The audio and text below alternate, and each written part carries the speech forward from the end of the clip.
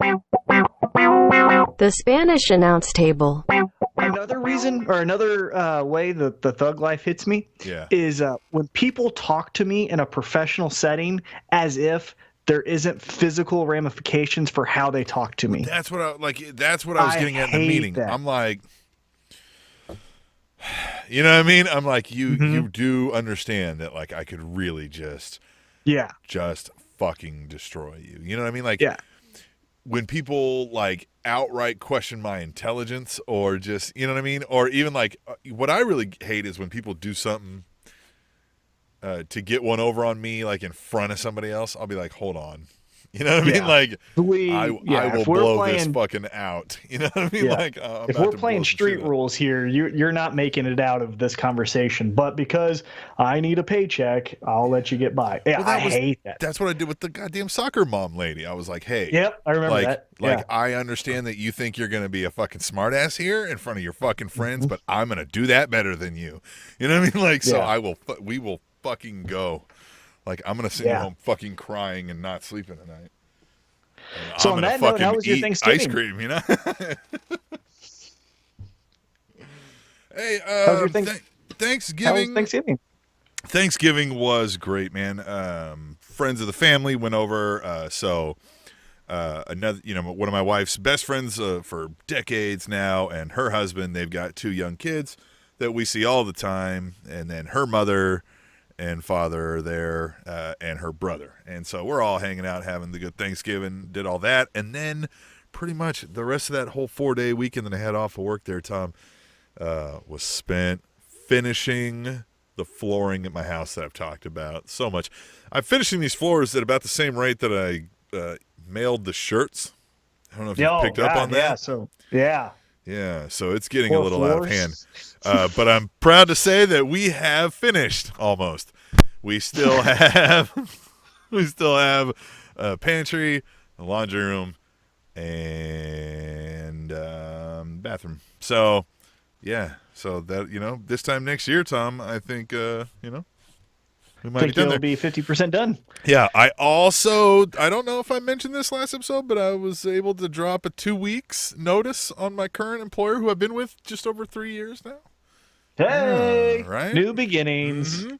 New beginnings, yeah. Got contacted by a recruiter from another company within the industry, and we'll be making a little more money and got a little different position and different role, and this will be fun. Right? They wanted you. Moving on. Well, they wanted somebody, and they found me. Hey, still counts. And they said, yeah, all right. Still counts. I like it. Good for you. So when's the start date? 10th. So I've got a week off. After my last day at my current job will be this Friday, if I make it that far. So smart. Yeah, I took the week off. My wife's going to take some of that time off during her birthday. Also falls in that time. I'm going to hit a whole bunch of appointments, knock those out of the way. I've got like a dentist. I got a VA, like yearly doctor checkup, that kind of stuff. So knock a bunch of that stuff out and get some stuff done. Just hang out, enjoy my time off, start afresh and new, and show somebody, start fooling these people, right? Yeah, I like it. Yeah. And if you're listening, this is all a joke, right? I'm going to be dedicated. You're going to be so into that job. You're going to be employee of the month, first month in. Mm-hmm. Yeah, I think they've already got the employee of the day placard lined up for me for my first day. Mm-hmm. Man, look at you already. Mm-hmm. Trendsetter, trailblazer. Employee of the day with applicable bonus, I'm sure. Mm-hmm. That's awesome. Good for you. Mm-hmm. Mm-hmm. Mm-hmm. Bonus overtime, I think is what they said. I don't know. Yeah, who knows? Wow. So I'll be doing that. So that's very interesting. Outside of that, man, not much here. Got the truck, man, this old truck we've got here, I say 10 years old or so. It might be more like 15 years old now. Costing me about $4,000 in the last 3 days in the shop trying to get it running right, Tom. Just out here ranch living, Tom. The old truck. Spending money on None of that sounds appealing. Not fun. So, yeah, what about you, Tom? Your Thanksgiving went well? I'm sure you have Thanksgivings, right? Yeah, but I was sick. Ooh. I was sick. So we are recording on a Wednesday, the 28th. Uh-huh. So not last Friday, but the Friday before that came down with the death again. So Ooh, you caught a case of death? Yeah, so going back to the start of the month, I had a case of the death. Ew. Then I gave it to Emily because, what's mine is hers and what hers is mine. Absolutely. And then she reciprocated and said, hey, have that death back. And then that's when I got it again, not last Friday, but the Friday before that. And my Thanksgiving break was just spent in another bed. It was just my bed. We went to my mother's. I went to that bed. Then we went to my father's. I went to that bed. And then Friday, we went to her parents, and I went to that bed. And I just slept each and every time. I was just out of it. I still am dealing with some issues. I can't hear out of my right ear right now. I feel 100% fine. Everything is good, right? Like, I went to wrestling practice tonight at Glory, but if you talk to me at the practice, and if you talk to me now, can't hear you out of my right ear at all. Really? So at work, people will come up and come to my right side and hey, Thomas, so the meeting will start in 15 minutes. Just wanted to give you a heads up.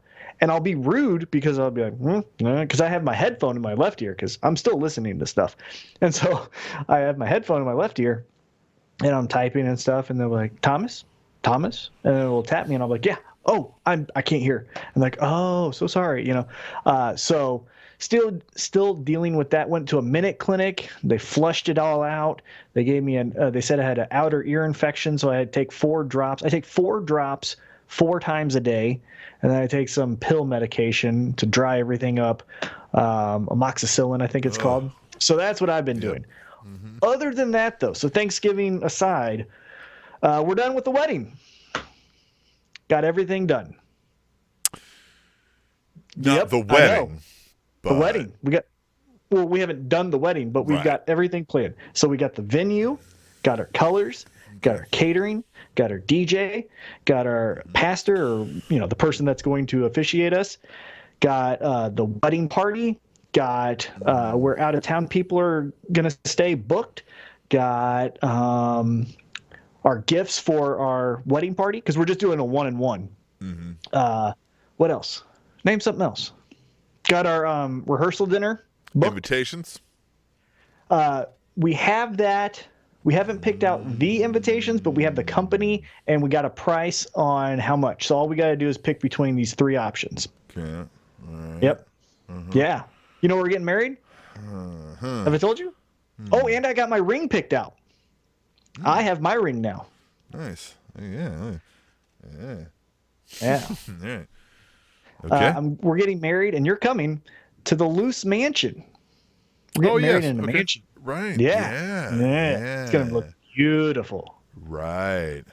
Yeah, it's great. And then, here's the coolest thing. And I'll give you guys more details as we get closer. But so we have the upper and lower level of the Loose Mansion. And it's 5 stories, right? Mm. In the upper level, we're going to do our reception, the catering, the DJ, the dancing, right? But my side of the family, they don't like to get up and dance, right?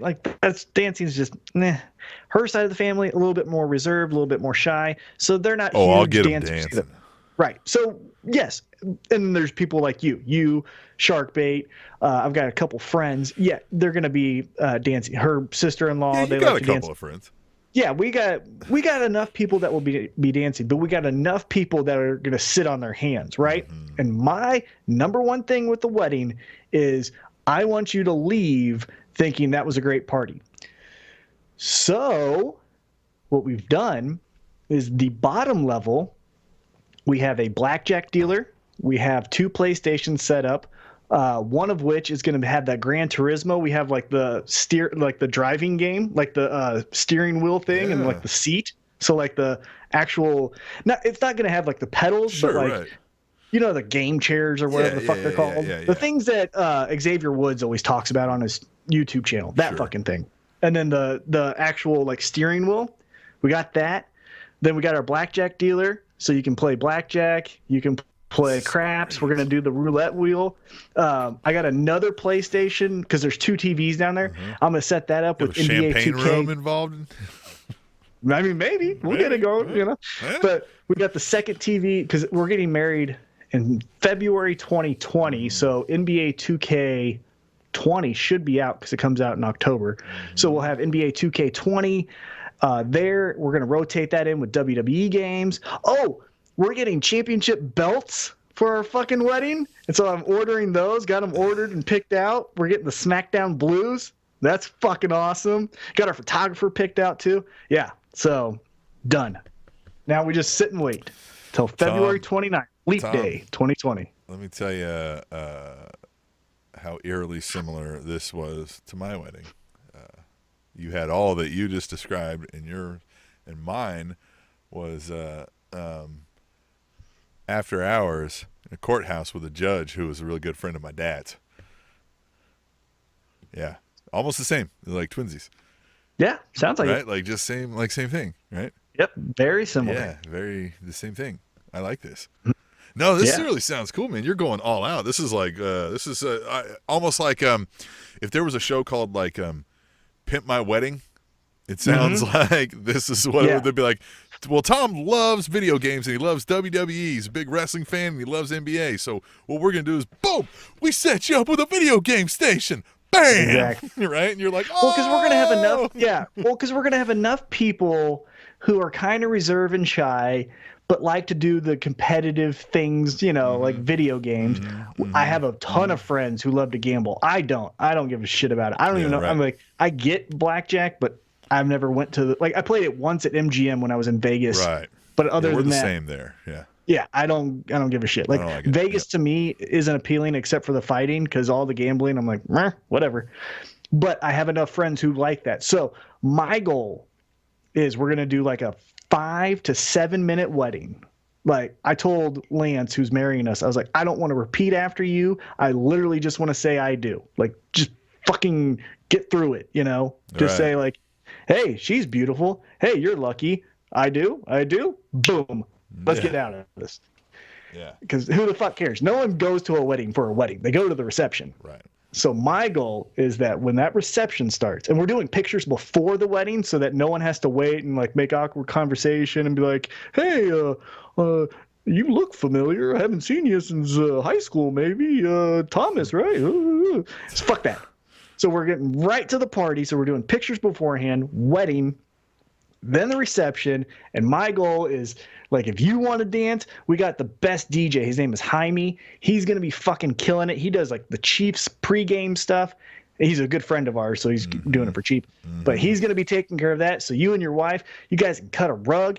But if you're shy and a dork, go downstairs, play some blackjack. If you really don't know how to play blackjack, I got a fucking video game. If you don't know how to drive, how the fuck did you get to my wedding?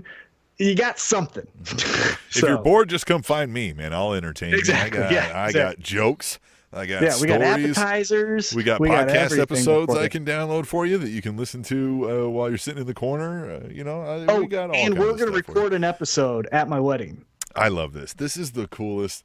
And you should like make sure like you stand up there as you're welcoming everybody and be like, I want you to know that we've gone to annoyingly great lengths to make sure that you're not annoyed at all with any of this, with any of the proceedings that are about to ensue. Yeah, man. Congratulations. I'm glad you guys are being very, you're putting in a lot of forethought, right? You're being very, forward thinking. Well, I don't want anyone to think of us and be like, that fucking wedding. Because a lot of people do, like I've been to weddings where I'm like, I love that couple, but after their reception, I don't want to fucking party with them ever again. Right? Yeah, I want you guys, I want everyone to leave there going like, hey, I have a function of a work party. Maybe Thomas and Emily can help with that. Like, I want to fucking be your go-to person for parties. The last wedding I went to, no, I take that back. This isn't the last wedding I went to. The last wedding I went to, I had a very good time. The prior one to that was very bad. I went away like, I was like, dude, I don't like these people. I don't like weddings. I don't like this town anymore. This was in Manhattan, like my hometown. I was like, I don't like, this is not cool. Like, I don't even want to talk to, anybody associated with these people. And I'm just ready to go. Like, this is boring. Because I don't like these people. Yeah. The one thing that I worry about is, so Emily's friends are all well connected. Like, I think they do like a group text line, together, all that. My friends are kind of scattered, right? So like, I'm really close with you. Yep. I'm really close with Anthony. You and Anthony know each other, but you guys aren't texting or anything like that, kind of back and forth. Yeah, rarely. Right. I have a really close friend named Matt. You've never met Matt. Matt's never met you. Matt kind of knows Anthony. So it's kind of like that's how my friends are. I only know of this Matt guy through Facebook, but I feel like I could spot him in a crowd somewhere and I'd be like, hey, you're Matt. Exactly. So I have enough like scattered friends that makes me nervous in the sense that I don't want you guys and girls to just be sitting there and going like you said, like, I think that's Matt over there, and Matt's going to be too shy to talk to you. And so, and no one dances, right? So like, and it's going to suck. Me and Matt will dance. There's the problem solved. I'll just be like, Matt, let's dance. And I'll just start grinding on him, and he'll appreciate that, and he'll grind back, and then it'll be fun. Tom, listen, you don't need, mark it, book it. Just go ahead and forewarn him so that he doesn't, call the cops or anything like that. I want you to rest assured that if I'm in any way like uncomfortable or feel bored, even though it sounds impossible the way you set it up, but if I feel any of that, I will just start drinking so heavily until that's not a problem anymore. You know what I mean? I'll either pass out or I'll start making fun. Side note, promise that because we are getting married in February, which that's an off month for weddings because you never know about the weather, especially in Kansas City, which that could be a real valid thing, right? There could be, I don't know, blizzard, who knows? Sure. Anyhow, we got a discount, and because we signed up the week that we did the visit, we got a bourbon and then gin for free. Nice. We got our bourbon and gin in the package added for no extra charge. And this is the thing. She was like, so you're getting married in February? We're like, yeah. Like, any reason why? Is that like a special day? We're like, well, it's February 29th, leap day, and we think that's funny. And she had already gave us the pricing with all of this like discounts and stuff. And you saw, it was so great. I was sick, and I was kind of out of it, but I saw her face go like, oh shit, like that could have made me money. And she realized that she kind of fucked herself. And I went, haha. We started the tour. Because I was like, yep, you should have known. Well, and if anybody out there is feeling like Tom is the coolest, has the coolest wedding planned and the most thoughtful wedding plan for the guests, and you would like to send your wedding gift, you can go to PayPal, tableshow@gmail.com, and submit a donation. You can just say, hey, this is a wedding gift for Tom, and we'll make sure Tom gets it. And then I don't know if you have some sort of online registry or not for if they want to actually pick up. That's right. We're not doing a registry. That's the other cool thing. See, look how we're doing a website. We're doing a website, and because of the old school people, like grandparents, fill in the blank, uncles, aunts, like that. All we're asking is if you feel comfortable with it, send any dollar donation you want that goes to our honeymoon. Perfect. So same thing. You can go on. I don't know if you've got the website. We haven't got that set up yet. I mean, we have something through Loose Mansion that they're going to set up for us. But more to follow. But if you want to do it now, tableshow@gmail.com. Give us $1. Give us whatever you want to give to Tom and say, hey, this is it. By the way, B-double-D, right? Was it B-double-D? B-double-D. Gave us $30 send us a donation for these great Coronas right here. Can't fake it anymore now that we record this on video. So we'll have to maybe do that next week. We'll have to coordinate that ahead of time. It was down to the last wire. I didn't even respond to Tom for several hours today because I was super busy with some of my last functions at work, which is so weird, man. If you put in the 2 weeks, like I've put in my 2 weeks twice, and each time I did it with a grin, going, I'm just gonna sit and visit with all the people here. Oh man, I repeatedly told them, especially when there was legitimate thought that like this project we were working on was not gonna go to the completion date. They were just gonna pull off of it. We bid projects like construction projects, right? So I was like, well, hey. I wanted to be clear. You don't have to find me work, right? Like if you know what I mean? Like, hey, I gave you 2 weeks because I want to be, if you need me, you got something I can do for you, cool. But if it's a burden for you to think of something because you don't want me just hanging around, I can go. You know what I mean? I told them that probably 18 times. I mean, they must have probably at some point been like, we know, we want you to do something. Like, man, are you sure? Like, that's been the problem the whole time, Tim. We want you to do something. Yeah, no. So, short timer. So, yeah, but B Double D graciously gave us some money to buy some Coronas. We will make sure we get some Coronas. But, I mean, a little preview of when we do. When we do those, if you'd like to donate and be the beer sponsor of the week on tableshow@gmail.com through the PayPal, we'd like to tell the world how great you are. Do you know of some great things about B Double D that the world should know about, Tom? B Double D's thoughts on pro wrestling are so profound and so accurate that they should actually have a library in the state capital of where he lives, just so people can visit and see and understand his greatness. I heard that B Double D is the type of guy that when there's a blizzard such as we had here in the Kansas City area, he has a snowblower and realizes that his closest neighbors do not, and he also goes over and blows the snow off of their driveways. I heard B Double D is so well respected in his community, battle rappers will not mention his name. Mm-hmm. Yeah, I heard B Double D, if he gets pulled over, the cop gets a ticket. I've actually heard the same thing. You know, isn't that impressive? So more of that to follow when we actually get these Coronas, because by then I heard that B Double D doesn't get a day named after him; he gets a month named after him. Really? Yeah. BWary? Yep, BWary. That's what it is. BWary. BWary. I think we found the episode title. BWary. So yeah. Anyway, what are we doing this episode, Tom? We didn't even discuss that. We just started rolling. We just started rolling because Thug Life hits you. Just fuck it. We'll do it live, right? This is how we do. We don't need to plan it out, guys. This is we don't make look. We don't have fans by the dozens for no reason, right? After 5 years of doing this, we're that good. It's just seamless. Yeah, we keep at least a dozen people interested. Mm-hmm. Yeah, mildly interested. Dozens of them. Crazy. Dozens. Or possibly dozens. It's maybe insane. Sometimes on like Mania week. But listen, wrestling. I mean, there's a lot to talk about, but we've got a lot of show. Do we want to break this into what are we doing? There was no major Well, I want to get into a little news. Okay, let's do some news. Yeah, we'll do some news and then we'll take a break, come back and do something else. Yeah. And we'll figure it out in the break. Well, let's talk about some news. You got news. Let's do it. Yep. So here's the first news story that I came across. WWE Hall of Famer and controversial former governor Jesse the Body Ventura claims he may run for U.S. president in 2020.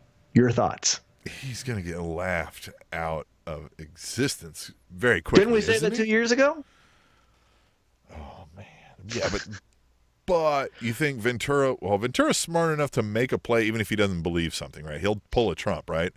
He'll go racist even if he doesn't believe it. He'll go, I don't know, though. He's one of those guys, too, though, that he doesn't want to lie to do something, right? He'll take advantage of something, but I don't think he'd lie to do it. Does that make sense?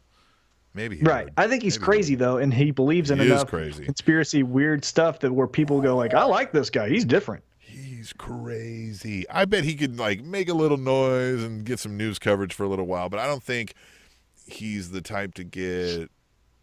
Yes, we said that about Trump, but it was very different feeling. And I think we underestimated the feeling that he was hitting on, right? I don't think there's that silent, large group of what Jesse Ventura is going to be trying to hit. There might be. Oh, no, there's a bunch of flat earthers. There's a bunch of... Is he a flat earther? No, I think he's just... I think he thinks that there's... Guy, right? Yeah, and he thinks... Yeah, that's where his lane is. Is like the government also did this thing. And you know why the water has a little bit of tint in it? It's because the government... Right. Yeah. It's all the government. They're all lying to you, which, hey, man... You know what I mean? Like, those people are crazy, but sometimes I'm like, honestly, if you proved to me it was true, I'd be like, yeah. I mean, I get, yeah. Dumber things have been said. Right. That's how I feel. It's like, well, dumber things have been said. Yeah. And we found out some wild conspiracy things ended up to be true, and the government was like, yeah, we did that one. You know, So, you're like, really? With right. the cows and the all right. Well, and he has political background because he was the governor of the state of Minnesota. It's not as if he's this complete And outsider. he won He that has in a some. surprise too. Nobody That's gave what him I'm it. It saying. was kind of that same kind of thing. Like even the day of, people were like, "Yeah, nope, not gonna happen." And then, sure enough, so maybe, man, I don't. We He's got to be shall better see. than Trump, huh? Well, two WWE Hall of Famers down to the wire. That's what wrestling fans are looking for. And then that sets it nicely up for the triumvirate, right? The final piece of the trilogy. Vince McMahon. Oh, I was going to say Dwayne The Rock Johnson because he's also rumored. Vince and Linda run for president and vice president with the endorsement of the two prior 16-year running presidents. Yeah. The Trump, Ventura, McMahon dynasty of the United States of America. And you know what? Maybe we could get a cabinet position. Secretary of Podcasts. Love it. Right there. Book it. Secretaries of Communication. How about that? The co-secretaries of communication. And our first order of business is to establish the 13th month of BWary. Hot damn, that's a hell of a comeback, Tom. Love it. Tie it in. Damn. Hey, second story I got for you. All right. Braun Strowman had successful surgery on his elbow. Yeah, his shattered. Yeah, I don't know if it Quotes was and shattered. Here's the crazy thing. So, November 27th update, Braun Strowman underwent successful surgery in Birmingham, Alabama, WWE.com has learned. They've released photos. One was really happy with the doctor, thumbs up. Second one, he was doing his Monster Among Men, scowling, saying the countdown is on. Here's the most incredible thing. I follow him on Instagram. Not 24 hours after the surgery, he was already doing rehab where he was extending from his elbow being, basically attached to his ribs. I'm not saying literally attached, but, his shoulder, or excuse me, his elbow that just had surgery was up against his ribs, and he was extending it all the way out past 90 degrees. Not 24 hours after surgery. After having what elbow a freak. surgery. Jeez. Yeah, what a freak. So some people think he'll be back in time for TLC to do this match with with Baron Corbin. Other people think they're going to kind of sit on that. That's why Monday Night Raw had Elias, Finn, and then the other guy, I can't remember off the top of my head. More into it when we go into Raw, but I kind of don't want him to. I kind of like the Baron Corbin thing at the moment. We'll get more into that. Yeah. So those are my two news stories of the week, just kind of rapid fire. The more thing about the first segment, as you guys know, the dozens of you, it's about us, and we hope that you like it and enjoy us. I've got a news breaking news, Tom. All right, let's hear it. Break. Word on the street from several sources that B-Dub, the muse for BWary, that every time he goes to Starbucks, he pays for the person behind him in line. What? Yep, B-Dub. B-Dub. Yep, that's my news story. News flash. Yeah, I came prepared. I knew that. I had already had that written down, just like you did with two news stories. We were both prepared for the show. Very prepared. Both of us. Both as always. Fact checking. Yep. Storyline driven. Nobody like us. Hey, speaking of B-Double, let's head over to the hashtag Tweet the Table wire. It comes in on a wire. It's really weird. Because he gave us several of those. By the way, use hashtag Tweet the Table on your Twitter machine. And we'll read some of them on the show like this. And at B_double_D, great dude, says, my one wrestling Christmas wish, which, by the way, coming up soon, we'll have a Christmas episode where we give you some wrestling Christmas wishes. He says his one wrestling Christmas wish would be for WWE to have an off season. This shit is getting tiring already. They could use a reset. Hashtag Tweet the Table. Yeah, man, we've discussed that several times, but there's no way. They're going to keep capitalizing off the money, and furthermore, the TV stations aren't going to like that, right? The networks. But I feel like you could give the wrestlers off seasons that you stagger, right? You could give 3 months but off then to we a get a guy. little tired. I think that is great, and I think it's awesome in theory. But let's just say hypothetically we did that, and say Sami Zayn and Kevin Owens are healthy, right? We did that with those two. Right. Last Monday, wouldn't you have loved to see Kevin Owens and Sami Zayn? You know what I mean? And then that's when we go like, but or they got maybe you 4 could more just weeks. you could just build it like it's PTO time that you have. You know what I mean? Like, so it doesn't have to be like a constant staggered thing that you plan around, but like they could have more damn time off when there's nothing for them. Like, well, hey, can I use some of my PTO and take 3 weeks off and go? You know what I mean? Like, and go do whatever, and we're not just forcing some bullshit. I don't know. There's got to be something. There has to be a way, right? Well, yeah, and you know what I would think would be cool, at least because I've heard that, right? Like wrestling needs an off season, and I agree. However, just like what I stated, Monday Night Raw could have used some star power. Kevin Owens, Sami Zayn, they're pretty awesome at what they do. It would have been great to see them, assuming they're healthy, right? Air quotes that they're healthy. But this is what I think maybe you could do, especially now with WWE has 350 brands. It feels like, right? Is you just do seasons of each brand. So you go to WrestleMania, right? WrestleMania is the culmination of, like, let's start this after WrestleMania. You do the WrestleMania is the culmination of all these storylines. SmackDown, Raw, 205 Live, the undercard has some NXT or, NXT takeovers the night before, right? Yep. All of it ends at WrestleMania. Then we can start these seasons.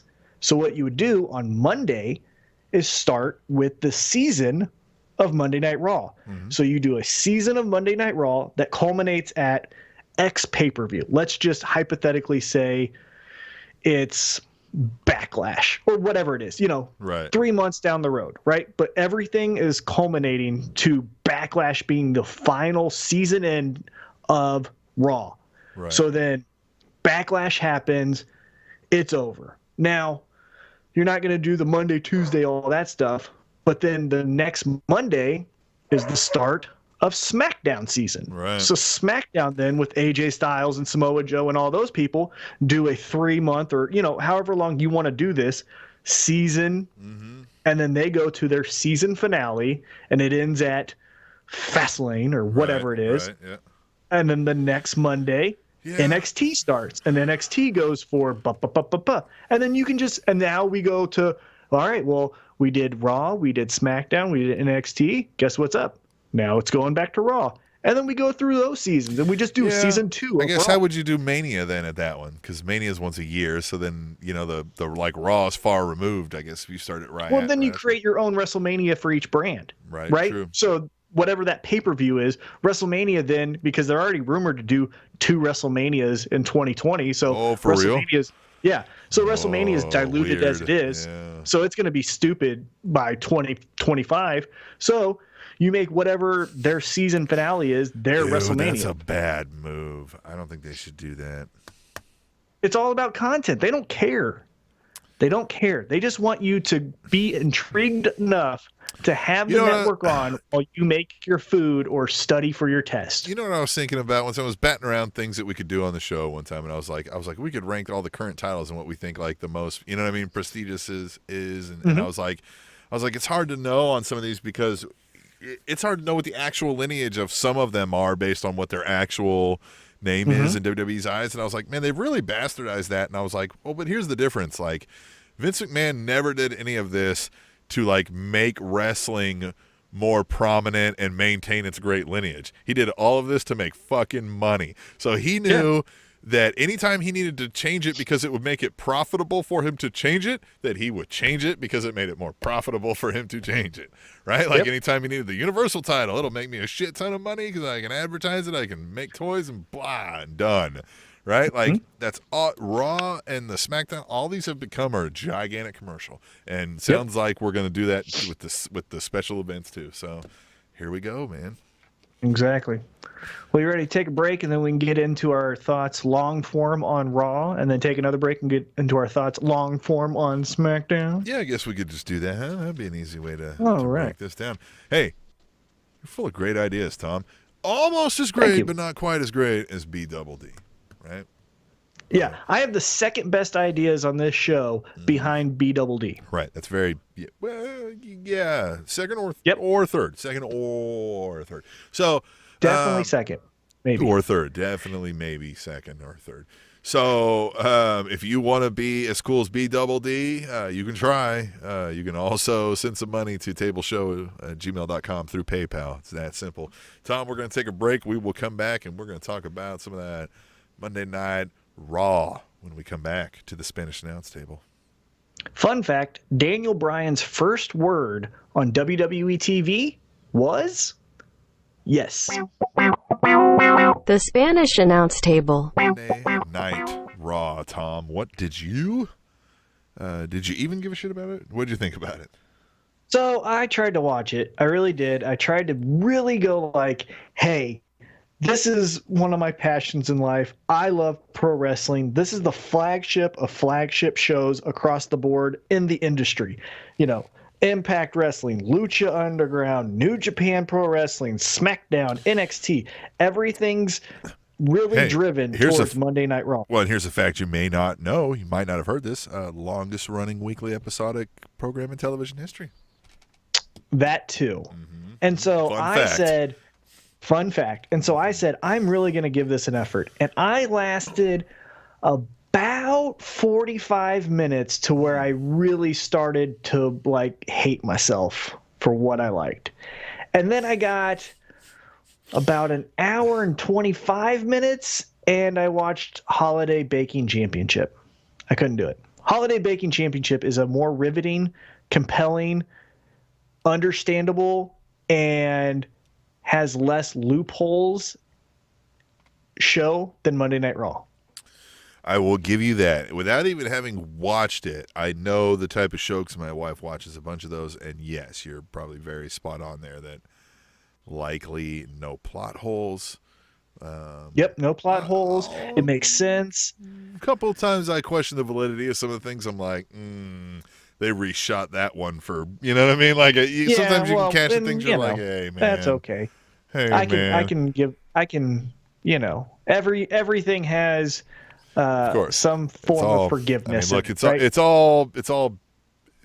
all a show to get us to look over here anyway. So exactly. So anyhow, going back to Monday Night Raw, after I gave up on it, I watched the Holiday Baking Championship. Love Holiday Baking Championship. Duff is amazing. Think he's so good. The judge. Okay. I went back to Monday Night Raw afterwards, after the Holiday Baking Championship was over, and I stopped hating myself. I was like, that's something I'll invest in. I'm going to give that more of a shot. Oh, yeah. And I was like, you know what, though? I still love pro wrestling. I'm going to go back. And I watched it, and it was not good. D- if that's being very optimistic, Sam Roberts shill kind of looking at it, right? I mean, I know Sam Roberts doesn't work for WWE, but he's a very positive and optimistic person. Well, you know, he has his criticisms too. Neither does Rob Schamberger, but he still has a working relationship with them that you still have to maintain some kind of, you know. True. And so I was trying my best Sam Roberts to watch this and find some positivity. There was one I like, Drake Maverick pissing on Bobby Roode's whatever his vest or his robe. Right. I like that, right? Because I like, hey man, I don't fucking like you, so you know what I'm gonna do? I'm gonna piss on your stuff because that's what I think of you. Well, I think that's awesome. I hate how it started. Yeah, like with him pissing on himself, but I like that he pissed on himself. But I like that they turned that into he was like, hey, you know what? None of you have ever experienced real fear, is what he said in this promo, right? And he was like, none of you out there have been grabbed by the neck and held feet in the air, so you've been forced to be face to face with a giant. Like you guys would have lost bodily function too. And then he was like, I'm gonna make sure you guys feel that. Tonight. I love that. I was like, that's great, right? Like, that's great. I thought that was good. Now, but they didn't need to make him piss on himself to make him do something cool like that. Right. There was a ton of plot holes and things that don't make sense. And C- effort, not from the talent. It seems like, again, we don't know, and I'm not going to Dave Meltzer and say, like, actually Road Dogg is the one that's phoning this in, and that's why you don't like the first segment of Raw. I'm not saying any of that stuff. I don't know anything. I'm just saying whoever, powers that be or talent, it feels like there are a lot of plot holes and C- effort when it comes to telling me a story about pro wrestling on Monday Night Raw. Well, and I don't like it. It's very evident. And here, we'll read another tweet the table because it said it better than I'm about to say it. At B double D again, at B underscore double underscore D says, in all honesty, I hated Roman as the top guy. Fuck cancer. Not gonna lie, but it's so obvious WWE had nothing planned outside of Roman and are completely clueless now without him. It's a sad state of affairs in the, quote, writer's room.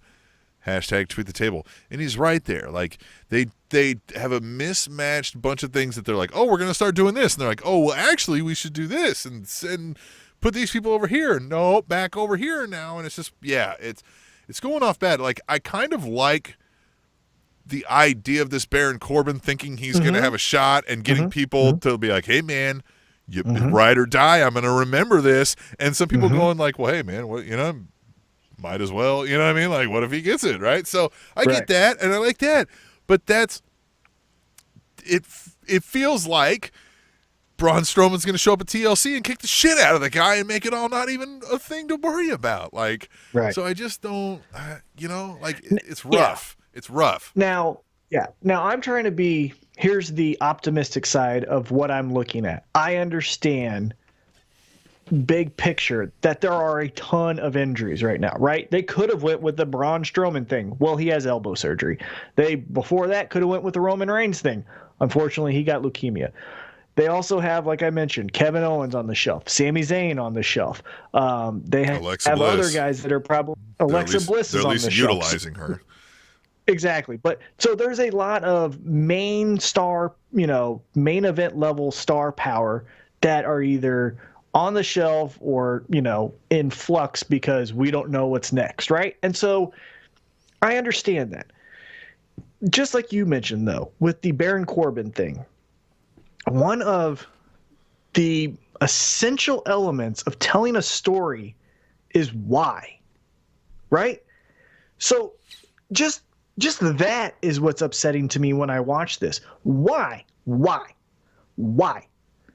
Is Bobby Lashley with his sidekick Lio Rush and some psychotic Scottishman, Drew McIntyre, running around with Baron Corbin? Now, I get, right, like where they said, hey, we're betting on Baron Corbin because we think he will be the GM moving forward, and so we're going to get in his good graces. And even if he's not, so what? Like, you know what I mean? Right, but there's no rhyme or reason. So I got bored today at work. I wasn't as busy as you were. I wrote a storyline out. This is what I would do. Okay. Using everything available to me, right? So I'm saying Roman Reigns is out. Braun Strowman is injured with his elbow. You literally get thrown into the writer's room as it is today. Or whatever, yesterday. Right. This is what you do, in my opinion. First off, let's get the microphone off of Braun Strowman. Or, excuse me, Baron Corbin. Okay. Let's get the microphone off of Baron Corbin. Okay. I don't think he's bad.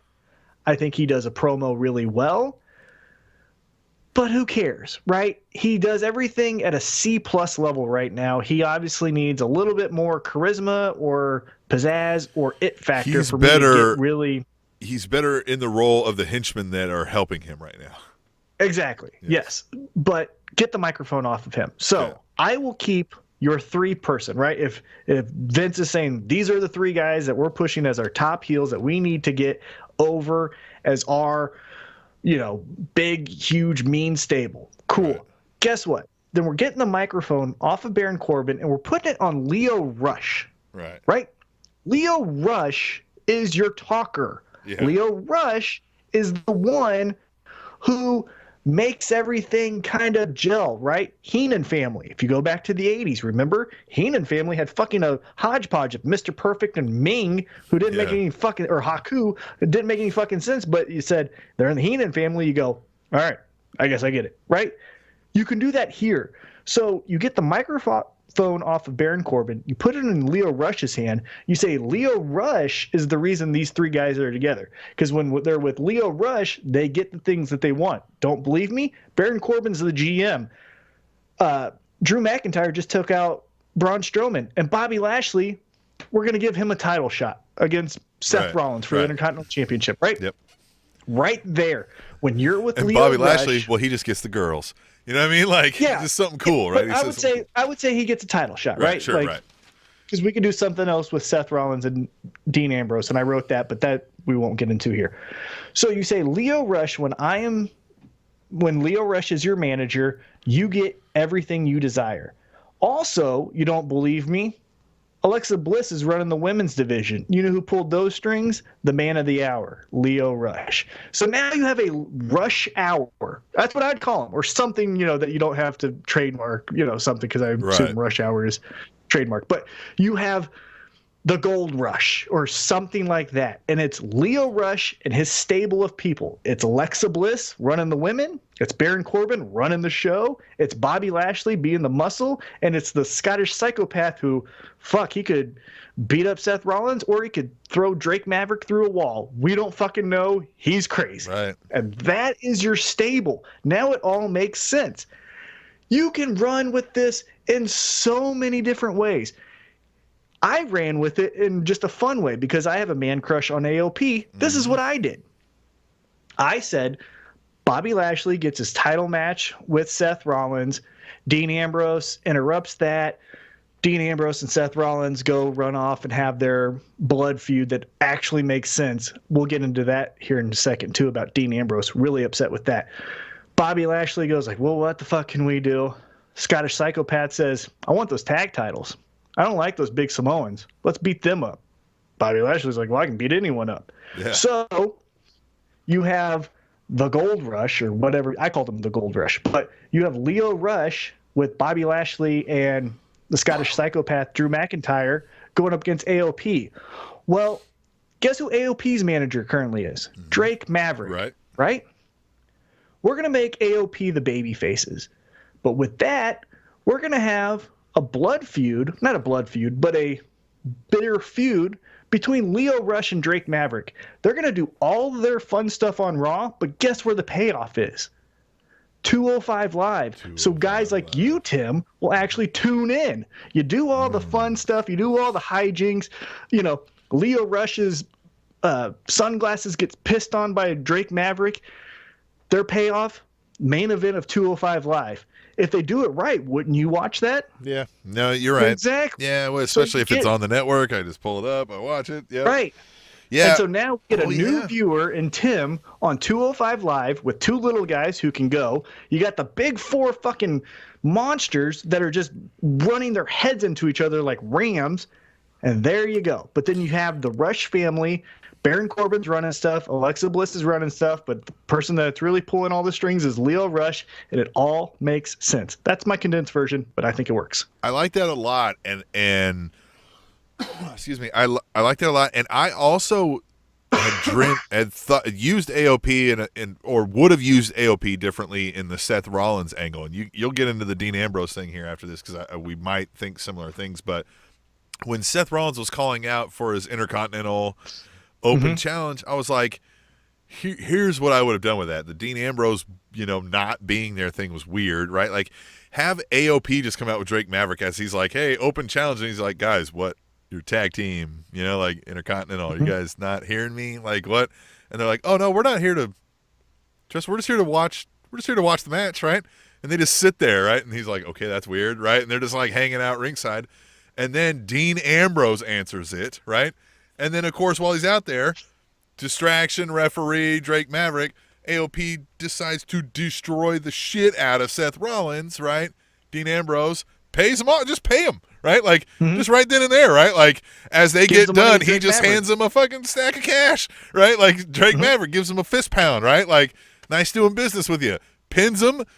You know what I mean? Title, and they continue that feud. And he's like, "Look, man, I told you we were dirty. This is how we get down, man. You remember, right? Like, make the AOP the APA almost, where they're just hired guns. Right. Yeah. I think But going back to my thing, even if you don't like my idea, you can't argue that now we have a why of the reason Bobby Lashley, Drew McIntyre, Lio Rush, and Baron Corbin are standing in a ring together. Because right now, what you've told me is, well, they just don't like people. Yeah. And, another thing, here's where they can go into their babyface feud. Here's a really quick, easy way that it makes sense why they beat up Finn Balor, the singing guy. What's his Walk with Elias, and then whoever that other guy is. But it was Braun Strowman, right? Here's the reason why they beat him up. Because Lio Rush has 3 clients in Drew McIntyre, Bobby Lashley, and Baron Corbin. Lio Rush thinks that the biggest competitors to those 3 people being the face of the brand is Elias, Finn Balor, and Braun Strowman. So Lio Rush thinks that for his clients to be number 1, they need to take those 3 out, right? And it's simple as that, right? So, hey, Baron Corbin, you know who your biggest threat is? It's Elias. You know Everyone who's getting loves those big Elias. They're paychecks? singing with him. Yeah. Right. He's number 2 on the merch list, and you're at number 4, right? Like, so you're going to let that happen? Him out. They're selling little guitars. You want them to keep selling little guitars? You know what I mean? Like, you can just get in their ear and work them up, man. It's easy money. No, I get that. I love that, and they could do that. But so I really like this idea of you're going to have a GM. You're going to have an authority figure. I like that you're using some of the talent that for whatever reason you're not using otherwise, right? Like Alexa Bliss is injured. Yeah. You're going to use her in that role. I love that. Spot on. Great, because it helps them develop without having to stand in the ring and fight these matches and lose. Exactly. You know what I mean? That kind of stuff, right? So I like that. And I like that you're going to have Baron Corbin in that role thinking, I'm going to get this actual full-time GM thing where they can't just fire me easily, right? Like, even though they fire everybody. But you know what I mean, right? And I'm going to get some people on my side. But you don't do it with people that are damn near close to your main event level, upper card status. You find people underneath him. You find the Zack Ryders. You find the B teams of the world who back him up. Like, that doesn't make any sense that you have guys that are bigger and stronger than him, like, that were in big storylines going after. Like, it's just weird. You just threw these people together because you didn't know how to write 3 storylines. Yeah, that's exactly it. And that's what I'm saying. My biggest complaint is not the in-ring product. I don't care because I get it, right? Baron Corbin and Finn Balor have had, it feels like 300 matches already, right? But guess what? During the Attitude Era, you had 300 matches with Undertaker and Stone Cold.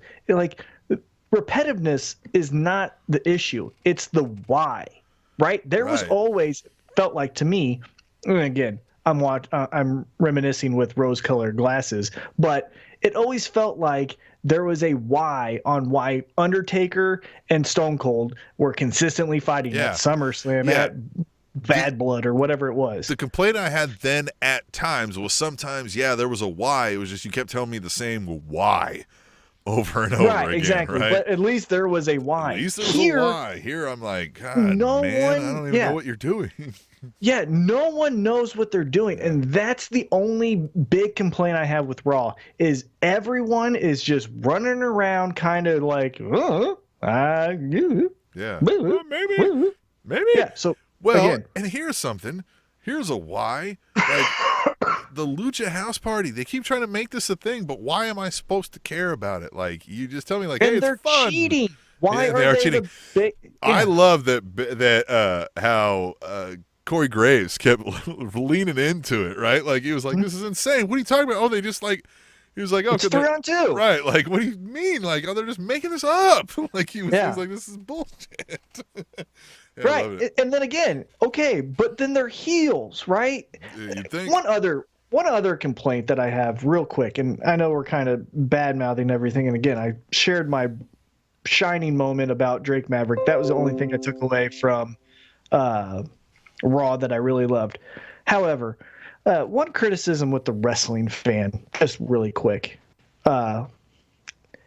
if you ever question evolution, just read the comments of a pro wrestling Twitter, and you just think like, oh, obviously the strongest didn't survive because look at these fucking idiots.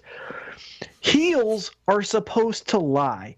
One thing that I saw is, how Baron Corbin was saying, like, the three of us in this ring, we don't eat carbs. Well, obviously they fucking do. But you don't say, like, they're fucking stupid. They obviously eat carbs. No fucking shit. Heels lie. Yeah. That's why you boo them.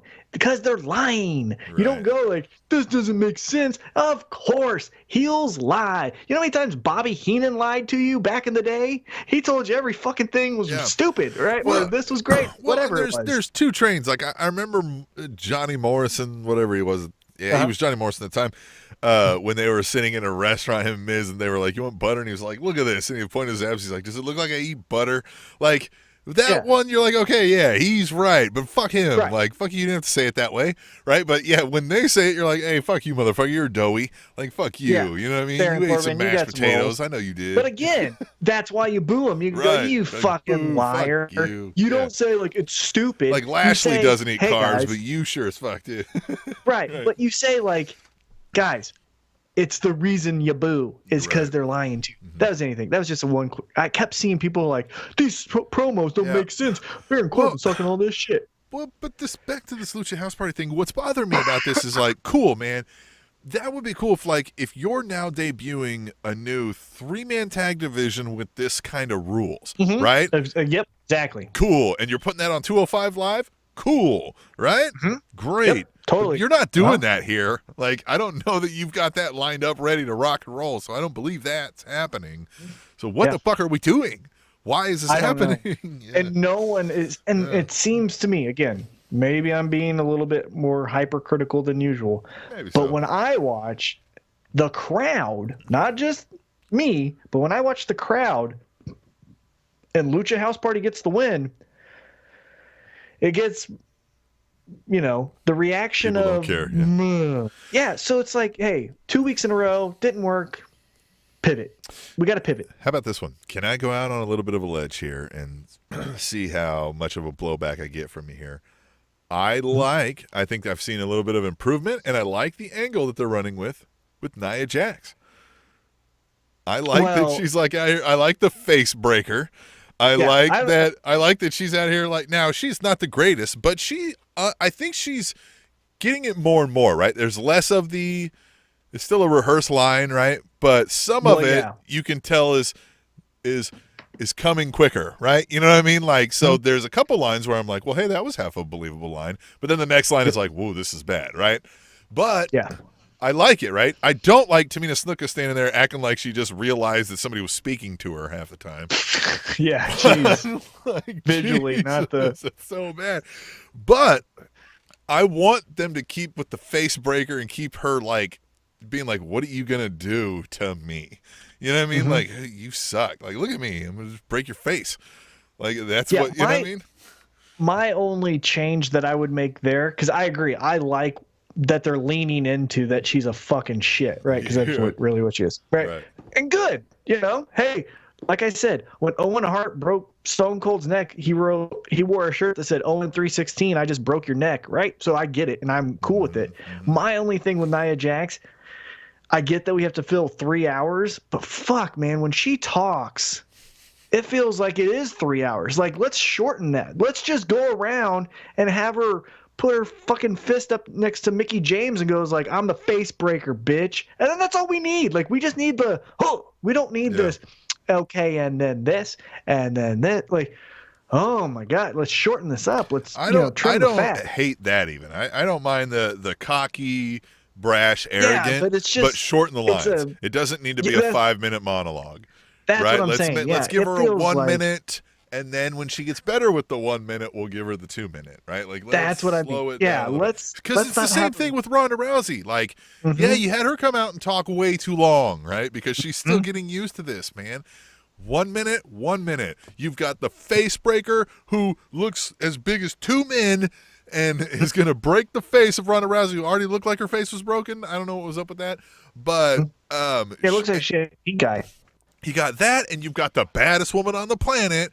Oh, they don't need to talk much, right? Like Yeah. a couple lines here A and lot there. of wrestling doesn't need to be talked about. You know what I mean? Make sure somebody's got some solid zingers that they can give them and send them out there. Exactly. Quick. Because when you're doing the hype videos, that's all you're using. So just use the hype video lines. You don't need the other filler. And we're an ADD culture now. We've said this numerous times. You used to have to try to give us a second screen to look at for a while because we were too bored with your shit. Figure it out. Speed it up a little bit here. Exactly. Well, and here's the thing, too. This Jinder Mahal and No Way Jose thing. Like, why? Again, why? Why is No Way Jose even a thing? Why is Jinder Mahal wrestling him? What is the deal? Well, I agree. Why? Right? Why? I'm okay sporadically with just one-off matches. I'm okay with that. That's just generally speaking, because you're gonna have that in competitions, right? Yeah, exactly. Yeah, we need. Yeah, exactly. This is competition. Hey, you're not doing anything. You're not doing anything. We need a competition. You two are fighting. Looks like you're fighting Zack Ryder tonight. Like, all right, well, cool. Yeah, but I think we could do more of that. Like, then why am I not seeing Zack Ryder? Why am I not seeing on SmackDown Ty Dillinger? We need some matches. Why isn't there some sort of goal-based system that they're trying to achieve by winning several of those, right? Yeah. Hey, you win 5 of those in a row, you get a shot against another guy who won 5 of them in a row. One of you guys gets a IC title match, right? Like something. Something exactly. Weird. I think, we need to have, again, what you said, the why, right? So this match is going to determine in a future number one contender match. Whoever wins between Jinder Mahal and No Way Jose will get a number one contender match against the loser of Dean Ambrose and Seth Rollins, right? Because then that person would be the number one contender. We'll see if this person can overtake that person. There you go. Like, more why. Tell us a story. Give me why. Yeah, and then with like Alexa Bliss, Sasha Banks, Bayley. Like at first, that's why you're like, all right, because she's throwing her weight around. But why these particular girls? They didn't explain that. Like, why are you choosing to fuck with these two so much that you planned out an open forum where you were just going to have Mickie James attack them, and then again, why Mickie? Like, I get you guys are buddies. And why Dana Brooke when we saw on Starrcade? Yeah, because on Starrcade, Dana Brooke was teaming with him, and then on Monday, she's fucking beating him up, jumping him. Is it because they're bad teammates? Let me know Vince why. McMahon doesn't think anybody's going to watch Starrcade. Yeah. And he's probably right. Yeah, I guess that's the overarching theme of Raw, man, was why. Yeah. Raw is why. Real quick. Right? Raw is why. That is another good title. Raw is why. But let's get into Dean Ambrose and Seth Rollins real quick, because that has a why. But that is getting sidetracked with I don't know what. Because they have their why built in, and now they're just losing track of their story. It's built in, and Dean Ambrose keeps trying to reference it. Like, he keeps saying, like, reason, hey, we suck, and now I didn't want to fuck with you anymore, and I'm tired of your shit. And that's all it needs to be, but they keep, like, just stalling on it. It's weird. Yeah, and they can make this have some real feud, some real bad blood. Because what I would do with this is, okay, first let's address the elephant in the room. I don't understand for any reason why now Dean Ambrose is doing like an introductory heel type thing with saying that people are disgusting. That's a thing that, like, when Carlito was introduced and he spit apples because people weren't cool. That's a thing that, like,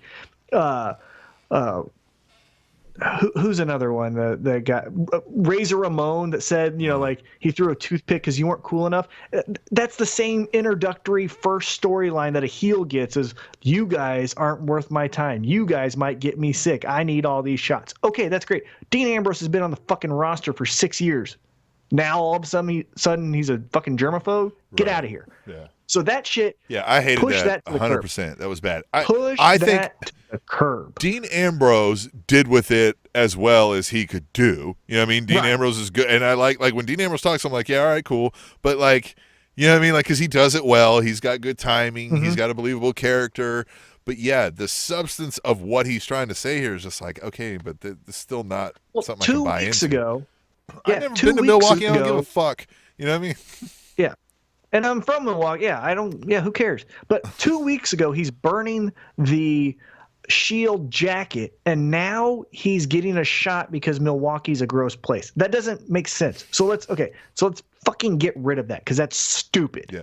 Okay, Plus, so that doesn't exist. Everything they've ever sold us about Dean Ambrose makes me think he doesn't give a fuck about vaccinations or he's a lunatic or a clean town. Stuff. Yeah.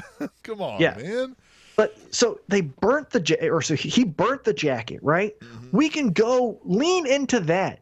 Just have Dean Ambrose say, you know what I hate that every time you look at a WWE Cup, it has all the superstars of Seth Rollins, but not me. What I hate is that that Seth Rollins always gets the title shots. What I hate is that when I came back from injury, Seth Rollins thought I should be his backup and I shouldn't actually have my own title shot. What I hate is that Seth Rollins is getting all the opportunities that should be given to me. Right there, you get into why he turned heel. Well, here's one thing that they did on us that I don't think we specifically mentioned is that rubbed me really the wrong way is when, Dean Ambrose comes out and he's like, hey, nobody ever called me.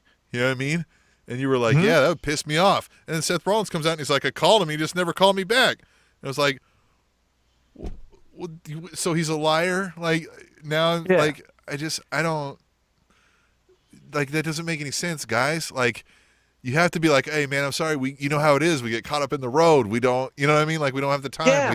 By the time we have time to sit down, it's 5 a.m, man. Like, I don't, like, I can't, I'm sorry, dude, And they keep flirting with this whole thing after every Dean Ambrose segment. Corey Graves looks at Renee Young and is like, you have to know what's going on. And then they just go right away from it, right? So let's lean into that. She's like, even I don't more. know, man. Yeah. Well, you could easily say this. You could easily say Dean Ambrose says, when I was hurt, no one called me, right?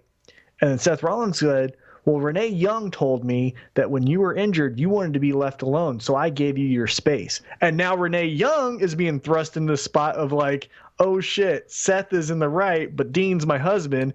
What do I do? And then Dean Ambrose can be like, Renee Young, I think you're despicable. I think you're horrible. And then he leaves her. And now we hate Dean Ambrose more. And now Renee Young goes on commentary and she fucking cries every time Dean Ambrose music hits. And she's like, right that's not there, what I said. It's not, he just interpreted it wrong. I meant like give him some time. And he didn't, you know what I mean? Like, yeah. Well, and then Seth could even be like, no, here's the text. Here's the text from Renee Young. Yeah, and it could be real. Like, everybody can be right. It could be real. Everybody's right and wrong in this situation. That's exactly. I was saying that to my wife the other day. I was like, there's so many times in life where, like, everybody can be right and and everything's still wrong, right? Like, there's still a problem. Right, but you can still have clear baby face and heel because, like you said, everyone's right. But obviously, the wrong thing to do is leave your wife over it, right? So there you go. Right. You can say, I feel justified, but my fucking actions, are wrong, but I'm not to me. But we're booing you because now you left Renee Young crying. She's a wreck of herself. You could have a Monday Night Raw start. Yeah, you burnt the jacket when you could have just talked to Seth about it. Exactly. I mean, you could lean into this Renee Young thing so much with Seth Rollins to where, when they kick off the show and the three of them are standing up, you could have the two of them have Corey Graves and Michael Cole facing you and say like, welcome to Monday Night Raw. And Renee Young is sitting faced away from us with her hands in her face. Yeah. Distraught, and Michael Cole's like, and Renee, and then like he looks, he's like, oh, she's not. Yeah. And then the entire episode, she's just a shell of herself, and she can't get into the matches. Have her flub, like kayfabe flub her lines, and then at the end of the night, Seth Rollins goes, Dean, I want to kick your ass. And then Dean comes out and Renee just balls and then just leaves the set. And we go like, what the fuck was that? Or even and like he's coming to the ring and she's trying to like grab him for his attention. And he's like shaking her off, like, get off me. And she goes off crying. Like, you said we'll talk. And he's like, not fucking now. I got to beat up Seth Rollins, Yeah. Like, I don't want to talk to you right now. I got to go make my fist talk to his face. Yes, how much absolutely. More fun would that be? Well, and then so you have that go on for a couple weeks, and who knows her better than most of the other people on the roster, and is trying to console her and say, "Hey, this is going to be okay. He's going to come to his senses." Well, it has to be Seth Rollins, right? Good buddy of the couple, right? And then you get a Macho Hogan situation going on, right? Yep. Like, yo, what are you doing to my girl, man? Like, that's my wife, dude, right? Like, yeah. And then, like, even if you want to go classic WWE, having the backstage, a pull apart between Dean and Seth. And as Seth is being pulled apart from Dean and, all the wrestlers and officials are there, have Renee Young go into the back, grab Seth, fucking low blow him. There you go. And now Renee's a fucking heel. Now we have a female heel announcer. And then Corey Graves can be the babyface guy. And now we've got a clear thing on the commentary where it's Michael Cole gives you the fucking data. Corey Graves is your babyface. Renee Young is your heel. How fucking cool is that? And innovative. God damn, guys. We'll go figure. Yep. And we have a why. Raw is why. Hashtag hire T-Mac. Huh? How about that one? He's going to solve all your problems. Wrestling related. Well, yeah, Not be clear. Yeah. Yeah. WWE, we're speaking to you because I know you're listening. You always do. I see you. I see you. Hire T-Mac, and all of your wrestling related content problems will be solved. Just provided you pay him accordingly. Of course. Or just give me free tickets to everything. Or just go on and give us $1. Tableshow@gmail.com to the PayPal. All right, we're going to take a break. We're going to smack it down when we return to the Spanish Announce Table. Fun fact, Sheamus and Cesaro both made their WWE Raw debuts as security guards. The Spanish Announce Table. All right, so Raw is why, but why is SmackDown? SmackDown is vision. That's what I think. Okay. SmackDown has your why, SmackDown has direction, and SmackDown has intrigue. All the things that are necessary in a pro wrestling show. Okay. So let's break it down. Let's start off with the show. How did it start there, Tim? Let's see. We're going to roll back into the SmackDown. So Paige is out there, right? And she's talking. The Becky Lynch Charlotte thing though was amazing. I like that, right? Like Charlotte was amazing in that. Same thing here, right? I was like, yeah, both of these people are right. You know what I mean? Well, did you see the promo? Yeah, did you see the promo, like the web exclusive that Becky Lynch did after SmackDown was over? Fucking perfect. So this is essentially, I'll give you the condensed, paraphrase version of what she said. She said, so they go, hey, now at the next pay-per-view, it's a triple threat. What do you think? She goes, well, one of the girls earned it, right? One of the girls won a battle royal, and she earned it. The other one was given another opportunity. And then she mocked Charlotte. She goes, oh, look at that opportunity. I'll take that. Oh, look at that. Another opportunity. Take that. Oh, look at that. Is that opportunity start with a C? I guess that's mine. She's like, Charlotte Flair always gets everything handed to her, and she's never earned a thing because she's always just trying to be your dad. And I was like, God damn. And it makes perfect sense. And she's like, but guess what?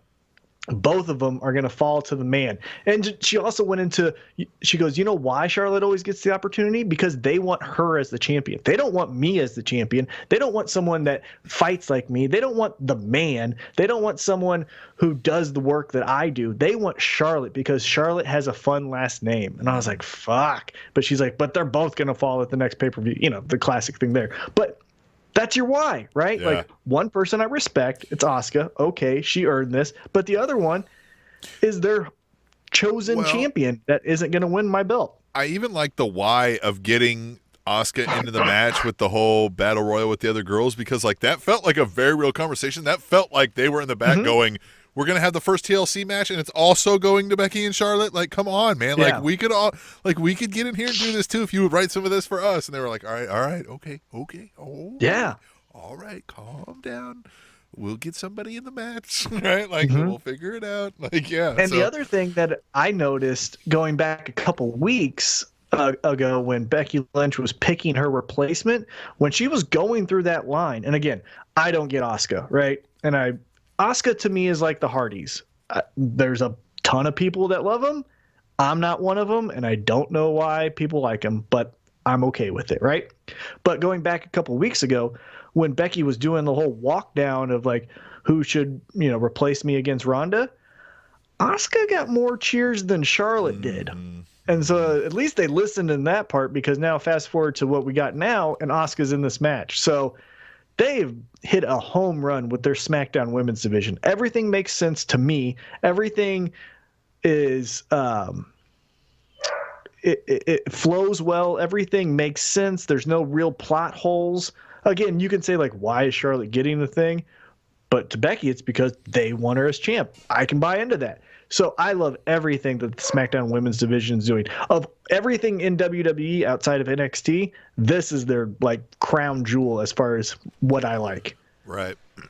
No, I agree with you. Yeah, they're hitting on all cylinders. I really liked, God, that opening promo, the back and forth was just really good. I mean, it got me pumped, set the tone for the whole thing.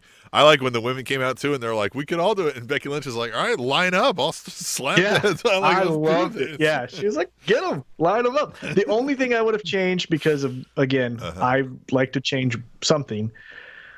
Mandy Rose, she's highly attractive. She is gorgeous. Yeah. She fucking sucks. No, not good. You know who you got to give that mic to? The Iconics. As far as, like, comedy heels, they're hitting, to me, on the same beats and the same, like, home run level as the New Day, when the New Day were heels but we were cheering them. It's the same thing with the Iconics. I agree with that. I love everything that they're doing. They should have been the ones talking. Mandy Rose, fucking, I don't know. Yeah, it wasn't going well. And I liked how Naomi came in, because that was fun. You know what I mean? She's kind of like, well, but you know what? I mean, I don't like her, but she's right. You know what I mean? Like, I like it. Yeah. I'd give Naomi for the Usos being as cool and, like, street, or, you know, hip, whatever that word is that you're looking for, that they are. We need to give a little bit of that to Naomi. I think we need not a heel turn. I don't think necessarily a heel turn, because the Usos aren't heel. But I think we need to start having Naomi come out with the Usos a little bit more. And some swagger instead of the John Cena color, right? Yeah, we need her in some Jordans instead of these, like, high stiletto fuchsia colored bullshit. Like, I want a little bit of the Usos in Naomi's character. Some swagger. Right, but some, like, all right, you know, Becky Lynch knows an armbar. Charlotte has been doing this her whole entire life. But I'm from the streets, and I'll beat all these bitches' asses. Yeah, but I know banging your face against the wall. How about that? Exactly, because that's what the Usos say, right? And so I think, I wish Naomi would get a little bit more towards the Usos than the, hey, bright colors. Yeah, exactly. Like, no, I agree with that. Yeah, then the Baileys, right? All right. We had the Bar taking on the Usos. Oh, and by the way, didn't take long for the Big Show to flip again, right? God, what the fuck? No explanation as to why he joined him. No explanation really as to why he left him. This should be on Raw. Like, what is going on? Yeah, as soon as we don't need a third person because we're no longer feuding with the New Day, let's just get rid of Big Show and he'll just punch him. What in the fuck?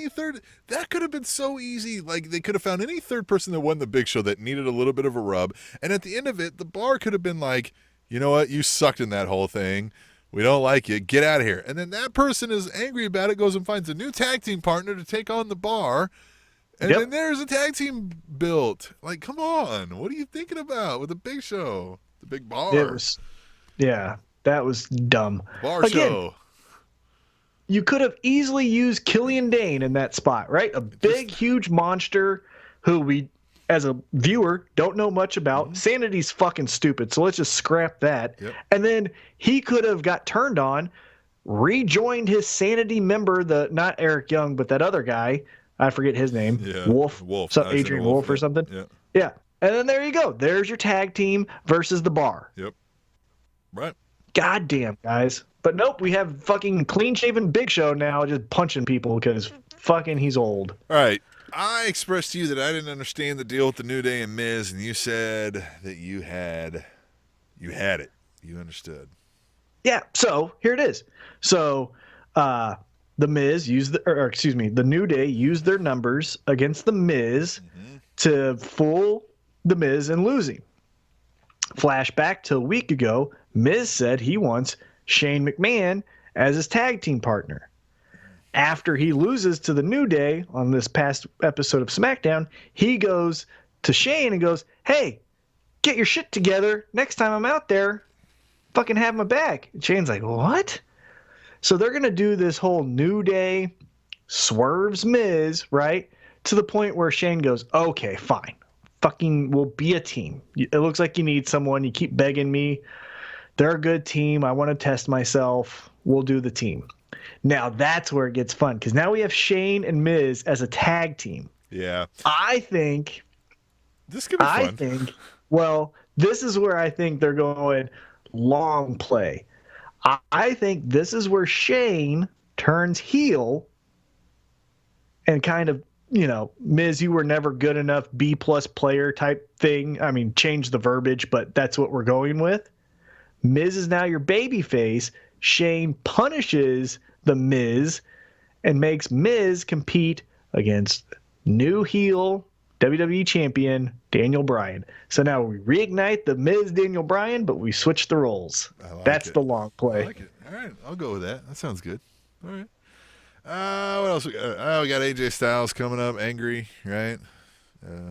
Yeah, I do like. I do like. Again, let me take a step back. Pro wrestling Twitter, you guys are fucking stupid sometimes. So stop reading Dave Meltzer, right? You dumb shits. I'm talking to the dumb shit pro wrestling Twitter because I don't know AJ Styles' real name. Let's just say it's Jeff Smith. Sure. Jeff Smith is renegotiating a contract for a lighter schedule so that he can spend more time with his family. Right. He's 41. That makes sense. He has, I think, 32 kids. He needs to see them sometimes. I get it. Now, what we saw on SmackDown was the character AJ Styles talking about how he never misses a show and he's always here and he's the champ that runs the camp and he'll never be a guy that lets the fans down. That makes sense for the character AJ Styles. So when you go like, but you're renegotiating the contract, no, you're fucking no, he's not. Yeah. AJ Styles is not negotiating contracts. Whoever the fucking real person of AJ Styles is, that guy is negotiating contract. The character that you're fucking watching is Mr. Everyday 365. Yeah. You don't watch 24/7 Game of Thrones and say, well, they're not going to kill off, whatever the fuck the character's weird-ass names are on that goddamn show, Yeah, because he re-signed a contract. Bearded guy. They're going to, well, he re-signed a contract. I'm not going to watch this. I'm going to tweet them and tell them this is stupid. Stop doing that. So many people are like, AJ's lying. Obviously, he's renegotiating a contract. No, he's fucking not. The character goddamn AJ Styles is not renegotiating contract. So stop fucking writing on your Twitter, this doesn't make sense. This is stupid. No, you're fucking stupid. Yeah. Idiots. But going back, that was my rant. I love it because then Daniel Bryan in character talked down to AJ Styles, was like, yeah, the old Daniel Bryan wrestled more matches in a year than you've ever thought about. The new Daniel Bryan isn't about that life. He's about rest and relaxation. I was like, fuck yeah. Now I'm paraphrasing. He may not have said that exactly. But I was like, fuck yeah, Daniel Bryan. That's a heel thing to say. Like, fuck these fans. I don't got to do that anymore. Yeah. I'm Daniel fucking Bryan. Like, you know what I mean? I had to do that when I was Bryan Danielson. I sing even flow on my spare time. He could even say that. Be like, I had to do that when I was Bryan Danielson. I don't have to do that when I'm Daniel Bryan. You know what I mean? Like, just I would call it out. Yeah. Just say it. If he really went break kayfabe, that would be fun. But I loved it. That was great. All right, Nakamura attacking Rusev. That was I don't know. Hey, give him something to do, right? Yeah. Remember when Rusev Day was a thing? Yeah, remember when that was real hot and then they had the whole thing with Adrian English and that was going to be like a cool thing? Yeah, I have the calendar still. Makes me sad. Yeah. Because it's not a thing anymore. The calendar outlasted the character. That's how sad that is. But yeah, I like it in the sense of we're giving them something to do, right? Rusev and knock Americans. Let's go. Let's do it. Well, and now we found out who the next person is that gets to beat up Jeff Hardy, and it's Samoa Joe. Yep. Oh, and guess what storyline we're going with? Oh. Hey, Jeff Hardy, one time you were an alcohol and drug abuser. Right. Yeah. That was so cool when CM Punk did it the first time you were here. Mm-hmm. Oh, man, how neat. Hey, Jeff, remember when you used to do drugs? You'd be like, yesterday? Yeah, but I'm talking about before. Ixnay, we're on camera. You know what I mean? Like, yeah, whatever here. And, fun fact, drugs are fucking cool. Yeah. Why do I boo that? Tableshow@gmail.com, PayPal, help us out. Yeah. But you know what I'm saying? Like, hey, Jeff Hardy, you drink alcohol. Well, I'm at the fucking show right now, and so am I. Hey, look, I'm just saying, like, if you were able to figure out what an 8-ball goes for in the Kansas City region and maybe send us some tableshow@gmail.com, PayPal, you know, I'm not going to stop you. You know what I mean? We don't want to anger the fans, you know. We'll find something to do with the money, right? I'll go to my grave, and I'm shooting from the hip here. Anything in moderation's fucking awesome, and that includes drugs. I love it, Tom. This is why we do this show. All right, what else did we have here? Let's see. Orton beat the crap out of Rey Mysterio. Rey Mysterio. So, yeah, he stopped beating up Jeff Hardy. He handed that off to Samoa Joe. And now he's going to beat up Rey Mysterio. So Samoa Joe will come for Mysterio later when Orton moves on. So, yeah, isn't that fun? Well, hey, at least Orton's not just beating up the opponent of Nakamura. Remember when Nakamura would wrestle Jeff Hardy and then Randy Orton beat him up? And then Nakamura wrestled Ty Dillinger and Randy Orton beat him up. And so it was a weird thing. Hey, but going back to Nakamura and Rusev Day, if they are listening to our show, we did pitch an idea where the Nakamericans create their own little country and currency and whole way of life, and Rusev says Rusev Day will be observed by the Nakamericans, and that's a fucking cool idea. So he could be the vice president of the United States of Nakamerica, and his first order of business is to establish Rusev Day. Yeah, you know what I mean, like as the official holiday of the United States of Nakamerica. That's the whole feud. You will observe Rusev Day. Nakamericans do not. Yes, they do. Boom, we got a match. Right. Loser has to observe Rusev Day, or loser has to become a Nakamerican. Boom, right there. I just came up with that right there. That is fun. Jesus Christ, yeah. That's so much more fun than this fucking, he just hit him. I don't know, you just hit him before the bell. He just hit him. He just didn't like him. All right, and then we had the Battle Royal. Asuka won that. We kind of already talked about that. And, you know, that's going to go where it's going to go. It'll be interesting because we haven't seen Asuka in that, like, hardcore match role here yet, you know? So that'll be... Very well. We saw her in a last woman standing match in NXT with Nikki Cross. Right. What I think is interesting is we haven't seen her as the underdog, right? Yeah. So she did the whole undefeated streak, even going up against Charlotte. Everyone kind of was like, well, you know, Asuka's going to win this too. Yeah. Now she's in the position of like, well, they're not going to take the title off of Becky, but I guess if they're going to take the title off Becky, they'll go with 7-time world champion Charlotte. Why would they go Asuka? You know what I mean? So now she's in this weird role. Chris Jericho? Yeah, exactly. I think unfortunately she's there to take the pin. I think they want Charlotte and Becky Lynch to look strong. Now, whoever wins that is kind of up to me, like a coin toss. But I think Asuka's there so that neither one of them take a pin. Yeah, I agree with you. I think that's true because they definitely want them both right on top in this role, acting because I think now, and this is me just spitballing, not Dave Meltzer bullshit, but just as I see the stories unfold, I think what they want to do is at WrestleMania a triple threat between the three of them: Ronda, Charlotte, Becky Lynch. So they got to all be strong this entire time up until WrestleMania. I think at some point, though, I mean, they're definitely going to play into this 4 horsewoman versus 4 horsewoman thing. That is coming sooner rather than later. I think that'll come after a triple threat. I think the fallout of that, and then maybe Ronda's too powerful for Becky or Charlotte to beat. So what they need to do is team up to beat her up, and then that's when we see Shayna come up. Yeah, we see her 4 horsewomen come, and then they complete the WWE's 4 horsewomen to even it out because here come the best buddies. Now, right? Yep. I mean, that's a fun storyline because Shayna and Ronda as a heel, I think, is going to be great. And then Jessamine Duke, I mean, she's tall and she's fucking can really fight. The fucking other one, she's a hot trash garbage mess. But hot trash garbage mess. They should replace her and just put in Natty.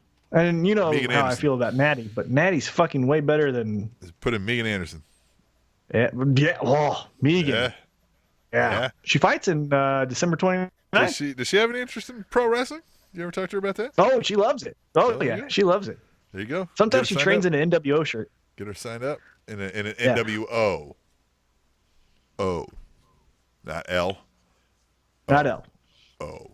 Going back to that Battle Royal, one thing that I did find interesting is I really thought it was going to come down to Naomi and Asuka. Right. I thought it was a interesting choice to have Sonny, or is it Sonny? Sonya. Sonya Deville. Sonya.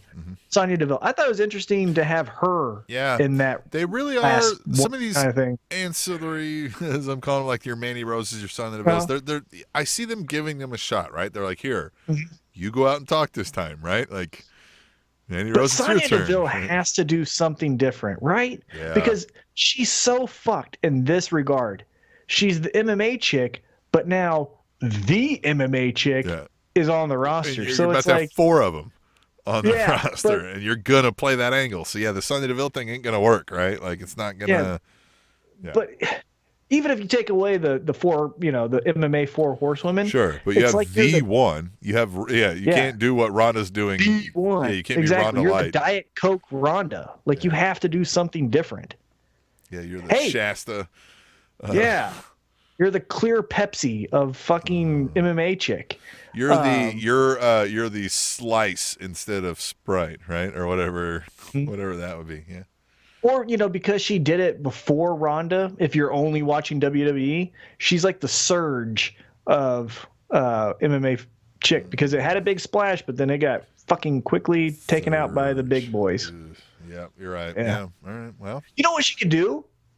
I think this is what she could do. Because remember when she did Tough Enough, she accidentally came out as being a homosexual. Oh, okay. Right? Are you married? And she's like, I have a girlfriend. And they're like, what? And she's like, did I just come out on live TV? And they're like, you absolutely did, right? That's funny. Turn her baby face and just have her be the fucking Rainbow Warrior, Yeah.